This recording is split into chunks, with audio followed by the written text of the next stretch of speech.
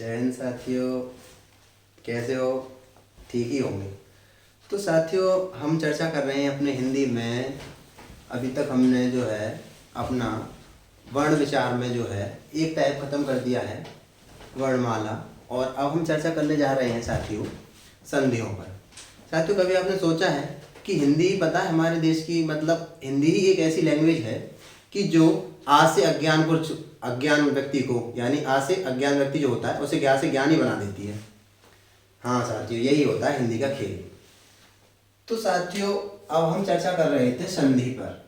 आज से हमारा जो नया चैप्टर है वो स्टार्ट होने जा रहा है, संधि। इसे हम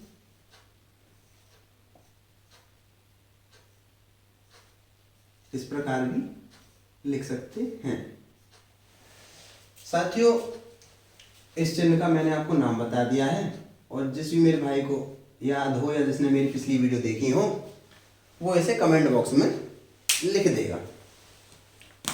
तो साथियों, संधि से पहले क्वेश्चन बनता है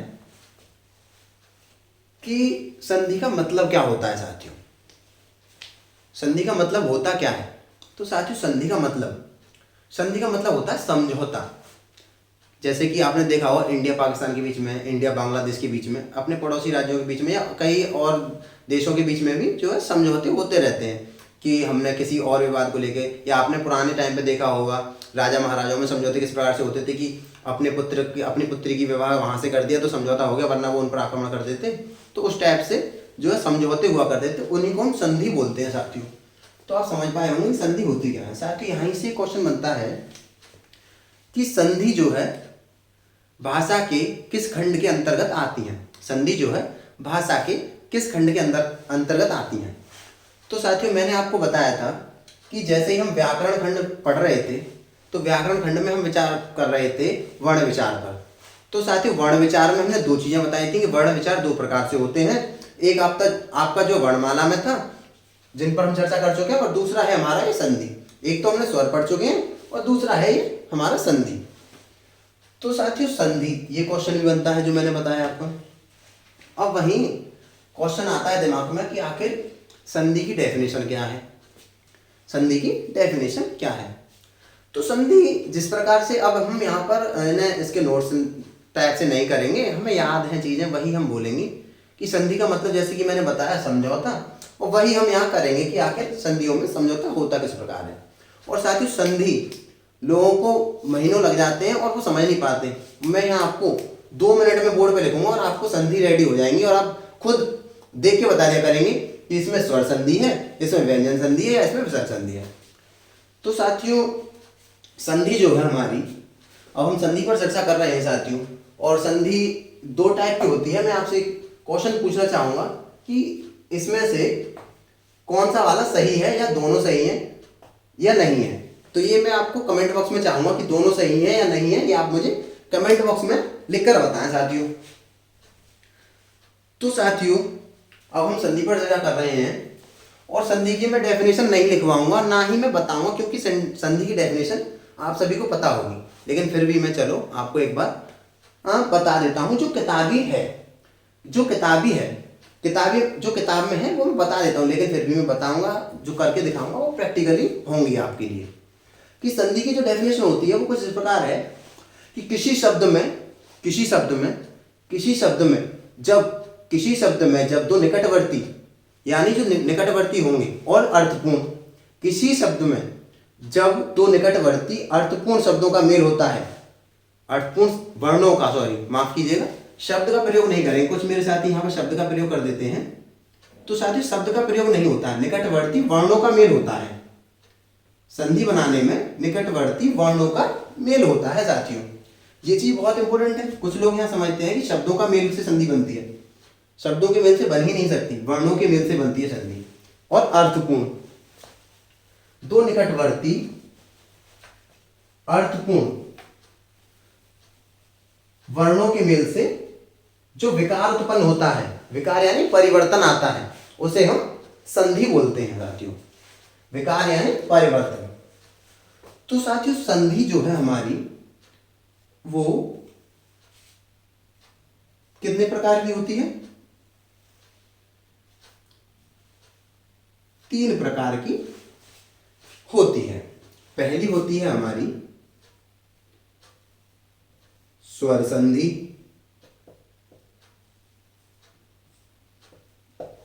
दूसरी होती है हमारी व्यंजन संधि,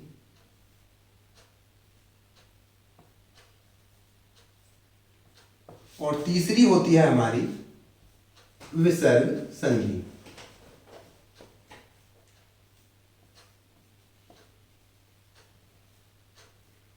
साथियों, आपके दिमाग में ये भी क्वेश्चन आ रहा होगा कि भैया ने वर्णमाला के बाद ये संधि ही क्यों पढ़ा है। तो साथियों, मैंने आपको जब मैं वर्णमाला पढ़ा रहा था, और आप अब यहाँ देखेंगे कि जब मैं संधि पढ़ाऊंगा तो आप खुद कहेंगे कि भैया जो संधि पढ़ा रहे हैं ये तो आप वर्णमाला में ही कुछ संधियां इसमें से पढ़ा चुके हैं। तो यही है, मैं जो पढ़ा रहा हूं ये कॉन्सेप्चुअली, मतलब यानी ये तरीके से जो प्रोसेस है उसका कॉन्सेप्ट वाइज, कि इसके बाद यही आएगा जो तरीका है जिससे आपको समझने में कोई दिक्कत ना हो, वही प्रोसेस यहाँ चलेगा साथियों। और पढ़ाने को आप लोग समझते होंगे कि संधि भी एक चैप्टर है, तो ऐसा नहीं है साथियों, संधि भी एक चैप्टर है ऐसा नहीं है, ये मैं आपको बता ही चुका हूं, क्योंकि ये वर्ण विचार के अंतर आती है। ठीक है साथियों, संधि हमारी तीन प्रकार की होती है, स्वर संधि, व्यंजन संधि और विसर्ग संधि। तो साथियों, अभी हम यहाँ चर्चा करेंगे और मैं आपको भी ऐसी ट्रिक देने वाला हूं कि जिससे आप संधि को देखते ही बता देंगे कि इसमें स्वर संधि है, इसमें व्यंजन संधि है या इसमें विसर्ग संधि है। तो देखिए साथियों, पहले हम लिखेंगे दो बार लिख लेंगे स्वर संधि, स्वर संधि, फिर लिखेंगे दो बार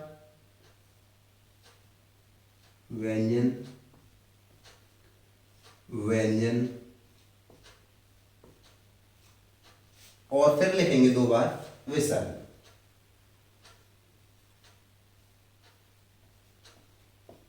विसर्ग, विसर्ग। तो साथियों, ये लिखिए हमने दो बार, पहले हम दो बार लिखेंगे स्वर स्वर, व्यंजन व्यंजन, विसर्ग विसर्ग, और इसी के साथ में पहले क्या आएगा स्वर, पहले हम यहाँ लिखेंगे स्वर, एक बार स्वर, एक बार व्यंजन,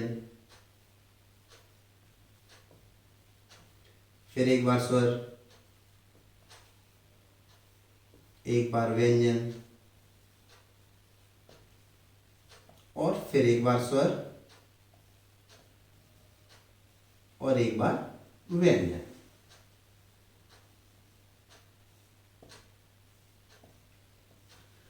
तो साथियों, ये है हमारा कॉन्सेप्ट। अब साथियों होगा क्या कि जब भी दो स्वरों का मेल होगा, जब भी दो स्वरों का मेल होगा तो वहां पर हमारी स्वर संधि बनेगी, स्वर संधि। जब भी हमारे दो स्वरों का मेल होगा वहां पर स्वर संधि बनेगी, और जहां भी स्वर से व्यंजन का, व्यंजन से स्वर का, या फिर व्यंजन से व्यंजन का मेल होगा, साथियों ध्यान से सुनिएगा कि जहां भी स्वर से व्यंजन का, व्यंजन से स्वर का, या फिर व्यंजन से व्यंजन का मेल होगा वहां पर हमारी व्यंजन संधि बनेगी साथियों। क्या बनेगी? व्यंजन, मेरे साथ बोलिएगा, व्यंजन संधि। बहुत अच्छे। अब वही साथियों, जब विसर्ग का स्वर से और विसर्ग का व्यंजन से संबंध होगा वहीं पर बनेगी हमारी विसर्ग संधि। क्या बनेगी साथियों? मेरे साथ बोलिएगा, विसर्ग संधि, विसर्ग संधि। साथियों दरअसल होता क्या है कि जब कभी ऐसा आ जाता है कि स्वर से स्वर का मेल तो स्वर संधि, लेकिन यहाँ आ जाए कि स्वर के साथ व्यंजन का मेल तो व्यंजन संधि कैसे, तो वो ही हम यहाँ आपको बताएंगे और आप देख कर देखो, यही ट्रिक है, यही ट्रिक है। इसे इसको देख के आप जब देखेंगे संधि को तो आप देख के बता सकते हैं कि जिसका प्रथम वर्ड का अंतिम वर्ण होगा, प्रथम शब्द का अंतिम वर्ण जो होगा, प्रथम शब्द का अंतिम वर्ण और अंतिम वर्ण का, अंतिम शब्द का प्रथम वर्ण होगा, वो दोनों जो है अगर इसका स्वर है इसका व्यंजन है तो इनके मेल से व्यंजन संधि बनेगी। खैर छोड़िए, इसे अभी हम डीपली और बताएंगे।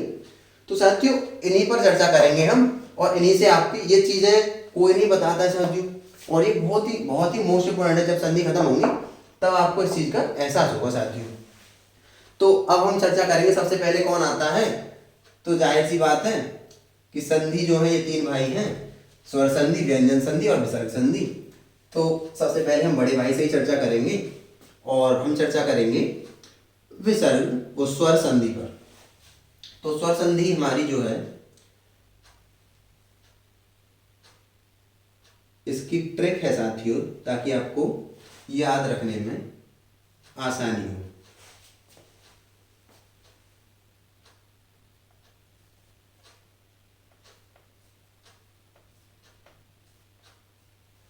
ये साथियों ट्रिक बनाई है मैंने, जिससे आपको स्वर संधियां याद करने में कोई दिक्कत ना हो। डीजी का व्याह, डीजी का व्याह, भाई कोई डीजी बनेगा तो उसकी शादी होगी, शादी होगी तो डीजी का व्याह, ये हमने ट्रिक निकाली है और इसी से हम आपको याद करा देंगे। देखो साथियों, डीजी पोस्ट होती है पुलिस में, सबसे अधिकारी लेवल की सबसे ऊंची पोस्ट होती है, जो पूरे जिले को आदेश देता है, तो वो डीजीपी होता है। तो वही है ये हमारा डीजी, इसी की शादी है, उसी से हमें याद रखने की डीजी का व्याह, उसी से हम बता देंगे। तो स्वर संधि साथियों हमारी होती है 5 प्रकार की। पहली होती है हमारी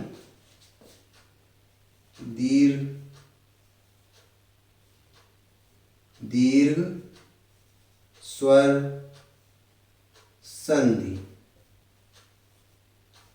दीर्घ स्वर संधि। वहीं दूसरी है हमारी जी से गुण स्वर संधि।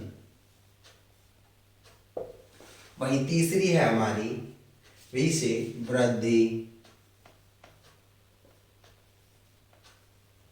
वृद्धि स्वर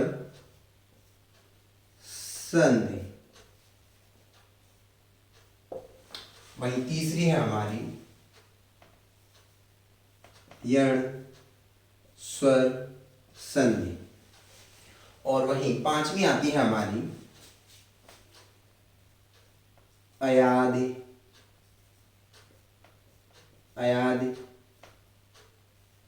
स्वर संधि। साथियों मैंने अगर आपको इस चिन्ह का नाम बता दिया हो तो आप इस चिन्ह का नाम कमेंट बॉक्स में मुझे लिखकर बताएं कि इस चिन्ह को क्या बोलते हैं। तो साथियों ये हो गई हमारी 5 प्रकार की संधि, दीर्घ स्वर संधि, गुण संधि, वृद्धि संधि, यण संधि और अयादि संधि। साथियों पहले हम चर्चा कर रहे हैं स्वर संधियों पर। तो स्वर संधियों में क्या होता है साथियों, कि जैसा कि मैंने आपको स्टार्टिंग में ही बताया था कि हम चर्चा करेंगे। देखिए होता क्या है,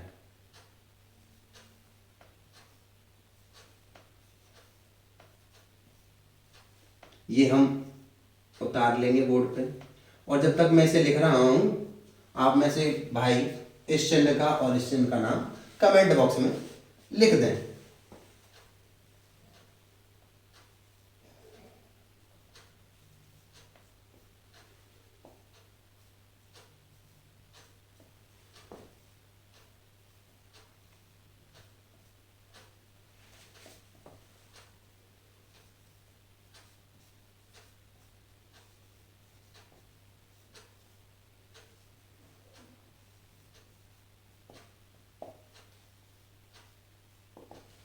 ये हो गई हमारी, इन्हें बॉक्स में ही बंद रहने दीजिए, बॉक्स में ही चलते हैं।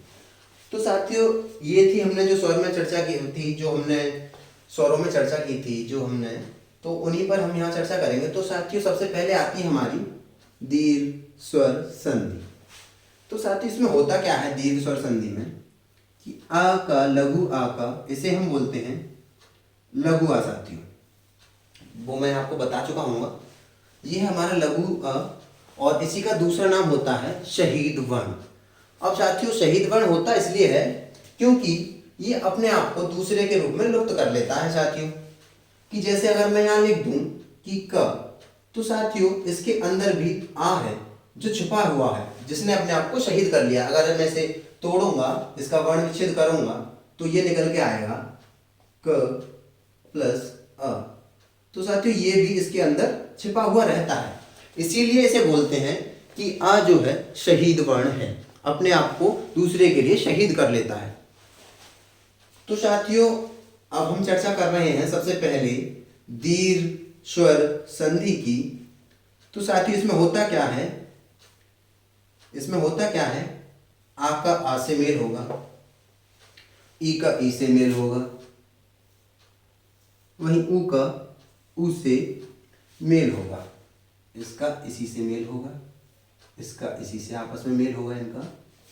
तो साथियों इनका मेल होगा वो मैं अब यहाँ पे आपको करा के दिखाता हूँ कि दरअसल होगा किस प्रकार से। क्योंकि साथियों जब तक मैं आपको करके नहीं दिखाऊंगा जब तक आपकी समझ में नहीं आएगा। और साथियों मैं दावे के साथ कह सकता हूँ कि आपको दिखने में बेशक ही मैं ये लगा हो कि बच्चा पढ़ा रहा है, लेकिन जो कॉन्सेप्ट है साथियों ऐसा तरीका आपको पूरे यूट्यूब पर कहीं नहीं मिलेगा।